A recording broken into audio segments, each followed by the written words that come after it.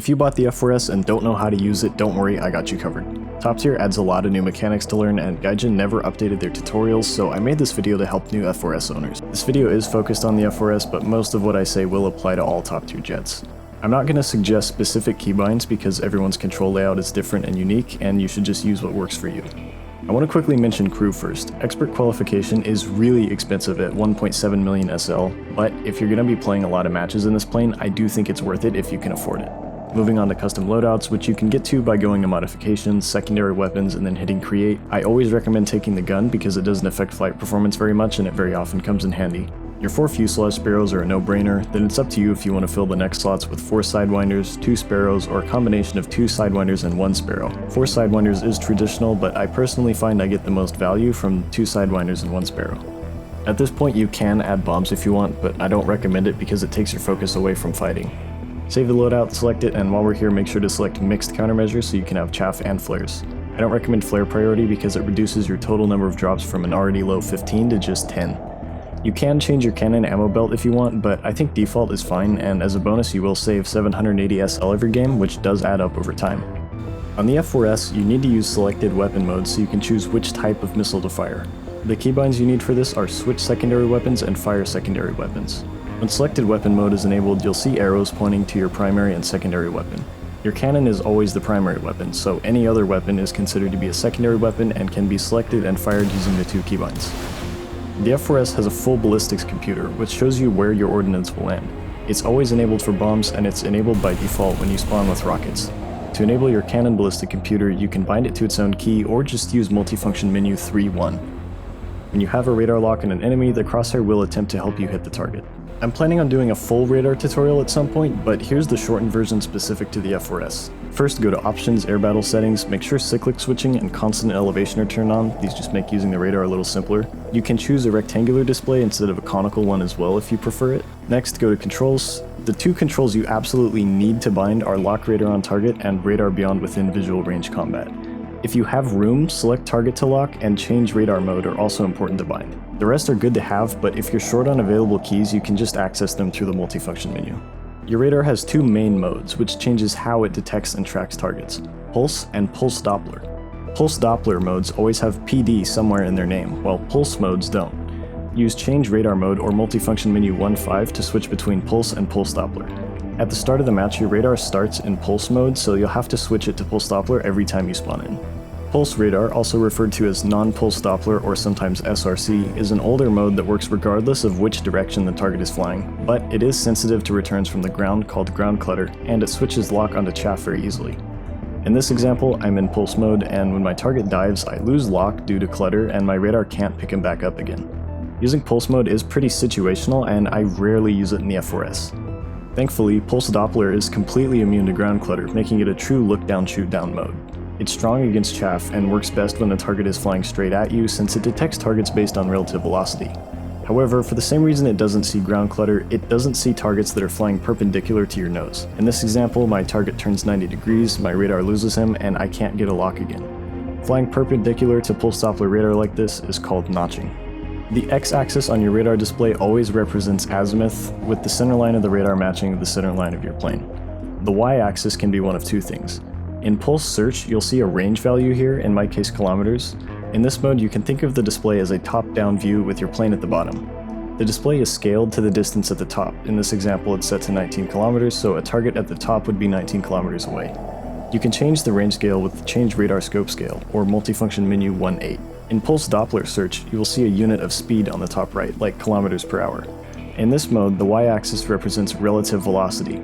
A target at the top is closing rapidly towards you, and a target at the bottom is moving away from you. Radar contacts show up as thin horizontal lines. In Pulse Search mode, friendlies show up as 2 horizontal lines because the radar can distinguish friendlies from enemies thanks to IFF. But in Pulse Doppler Search, there is no IFF, so all contacts show up as hostile, which is something to keep in mind especially if you play Sim. 2 vertical lines surrounding the contact indicate that it is currently selected. You can cycle contacts with Select Radar Target to lock, and lock the selected contact with Lock Radar on Target. A more convenient method to lock a target that's already been spotted is with ACM or HMD. Use your Radar Beyond Within Visual Range Combat key once to enter ACM. Press it again to enter HMD. Press it one more time to return to search mode. ACM mode will automatically lock the first thing it sees, including friendlies, inside this box up to 19 kilometers away. ACM PD works the same way, but it does not have a range limit, so it can pick up targets at extreme ranges. In addition to ACM, the F-4S is one of the only planes in the game with HMD radar. It's similar to ACM, but it follows the mouse around instead of the nose of your plane. However, it does not lock automatically like ACM does. You need to use the lock radar on target keybind for it to attempt to lock.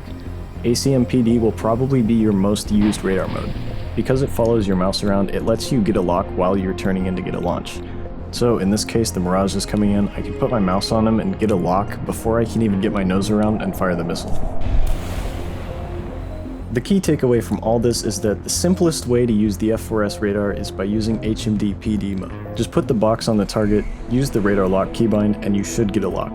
If not, keep trying, and if you accidentally lock an unwanted target, unlock and try again. That's the hard part out of the way, now onto the missiles. The AIM-7F Sparrow is your main weapon on the F-4S. It works best in head-ons, especially at closer ranges where the target has less time to react and evade, but you can get the occasional kill at longer ranges. To use it, get a radar lock, select the Sparrow as your secondary weapon, and then use the weapon lock air-to-air keybind to turn on the missile. If you see two solid red circles, it means the Seeker is getting a strong signal and you're good to fire. But if you don't see the red circles, the signal is weak and it's probably best not to fire even if your radar lock is good. Firing a Sparrow without a red lock circle might result in it blowing itself up after launch. You need to maintain radar lock until the missile hits the target. It's not uncommon for the missile to go after a target that isn't the one you have locked. This is normal, and if it goes for a friendly, quickly unlock your radar before it kills him. This might kill Lee. Leave. The AIM-9H Sidewinder is a close-range infrared-guided missile which is more simple to use. Select it as a secondary weapon, then use the weapon lock air-to-air keybind to turn on the Seeker. After 1 second, the Seeker will power on, and it will stay powered for 20 seconds.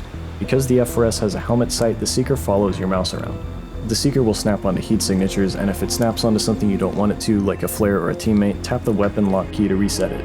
If you have a radar lock, the Seeker will stay slave to the radar. All this does is tell the missile which direction to look at. It doesn't help you get a lock from longer range, and it doesn't help the missile in any way once it leaves the rail. As soon as you fire, the missile is entirely independent. It can and will switch lock onto a teammate if he flies in front of it, so it's your responsibility to make sure it's safe to launch before you click the button. If your enemy isn't paying attention and you lead the missile correctly, it's usually a guaranteed hit within 3 to 3.5 kilometers. But if your enemy is paying attention, he's likely going to just flare it, which is why I always like having my gun pod.